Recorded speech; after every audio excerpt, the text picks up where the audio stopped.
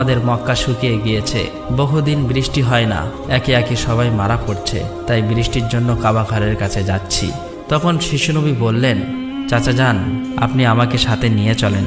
তখন চাচা আবু তালেব বললেন, হে মোহাম্মদ, তুমি এখন ছোট্ট, সেখানে মক্কার বড় বড় নেতারা থাকবে, আমি যদি তোমাকে নিয়ে যাই তাহলে সকলেই আমাকে অপমান করবে। তখন শিশুনবী বললেন, চাচা যান, আপনি আমাকে সাথে নিয়ে চলেন, তারা যদি আমাকে সেখানে থাকতে না দেয় তাহলে আমি চলে আসব।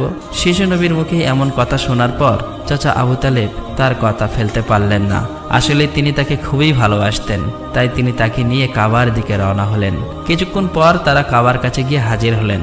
দেখলেন কাবা ঘরের কাছে মক্কার বড় বড় নেতারা হাজির হয়েছে, আশেপাশের পুরুষ মহিলা সবাই হাজির হয়েছে, কেননা তারা শপথ নিয়েছে বৃষ্টি না আসা পর্যন্ত কাবা ঘর আঁকড়ে ধরে রাখবে। মক্কার বড় বড় নেতারা বলতে লাগলো, হে আবু তালেব, তুমি কি জানো না আমরা এখানে শপথ করে এসেছি, তুমি এই শিশুটিকে কেন নিয়ে এসেছো? এখানে তো তার কোনো প্রয়োজন নেই। তখন আবু তালেব বললেন, হে মোহাম্মদ, তুমি পিছনের দিকে চলে যাও।